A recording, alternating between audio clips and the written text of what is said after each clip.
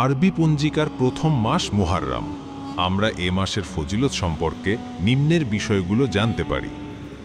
বছরের 4টি হারাম মাস মুহাররম, রজব, জিলকদ ও জুলহজ মাস। এ মাসগুলো ইসলামী শরিয়াতে বিশেষভাবে সম্মানিত। এগুলোতে ঝগড়াঝাটি বা যুদ্ধ বিগ্রহ নিষিদ্ধ। আল্লাহ বলেছেন, আকাশমণ্ডলী ও পৃথিবীর সৃষ্টির দিন হতেই আল্লাহর বিধানে আল্লাহর নিকট মাস গণনায় মাস 12টি। তন্মধ্যে 4টি নিষিদ্ধ মাস। এটি সুপ্রতিষ্ঠিত বিধান। সুতরাং এ নিষিদ্ধ মাসগুলোর মধ্যে তোমরা নিজেদের প্রতি জুলুম করো না। এ মাসকে সহি হাদিসে আল্লাহর মাস বলে অভিহিত করা হয়েছে এবং এ মাসের নফল সিয়াম সর্বোত্তম নফল সিয়াম বলে উল্লেখ করা হয়েছে। সহি মুসলিমে সংকলিত হাদিসে রাসূলুল্লাহ সাল্লাল্লাহু আলাইহি ওয়াসাল্লাম বলেন, রমদানের পরে সর্বোত্তম সিয়াম হল আল্লাহর মাস মুহাররম মাস। মুহাররম মাসে আশুরার রোজার ফজিলত আরও বেশি।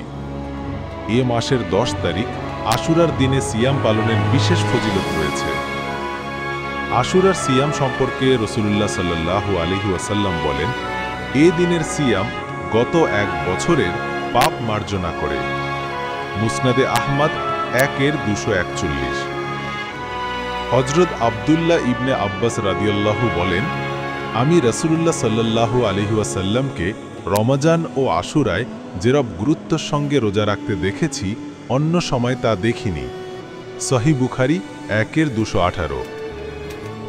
হযরত আবু হুরায়রা রাদিয়াল্লাহু থেকে বর্ণিত, নবী করিম সাল্লাল্লাহু আলাইহি ওয়াসাল্লাম ইরশাদ করেন, আমি যদি আগামী বছর বেঁচে থাকি তাহলে 9 তারিখেও অবশ্যই রোজা রাখব।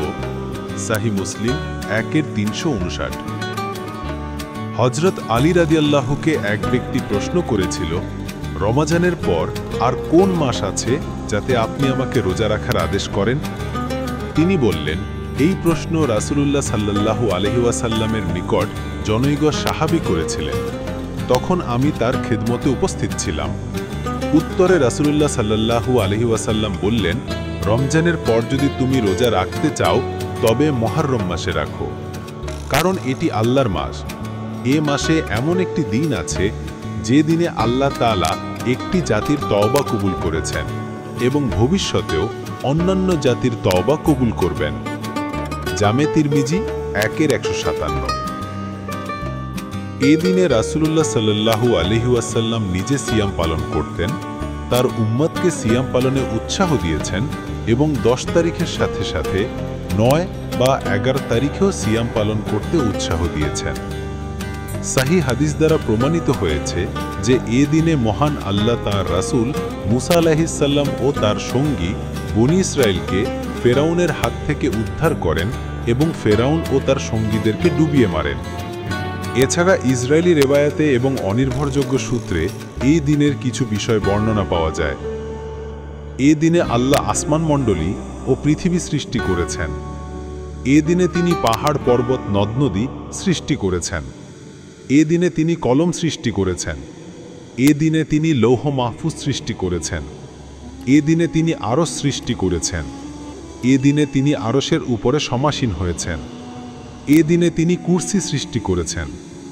এ দিনে তিনি জান্নাত সৃষ্টি করেছেন। এ দিনে তিনি জিব্রাইলকে সৃষ্টি করেছেন।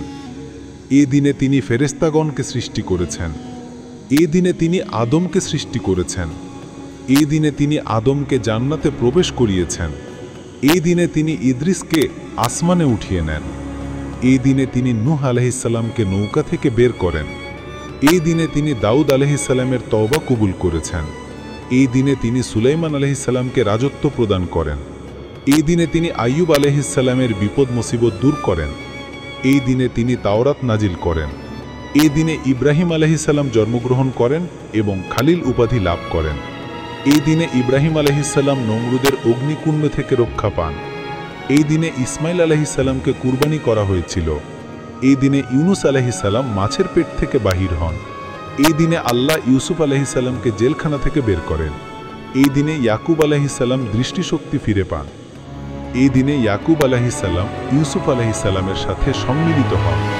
এই দিনে মুহাম্মদ সাল্লাল্লাহু আলাইহি ওয়াসাল্লাম জন্মগ্রহণ করেছেন। এই দিনে কিয়ামত সংঘটিত হবে।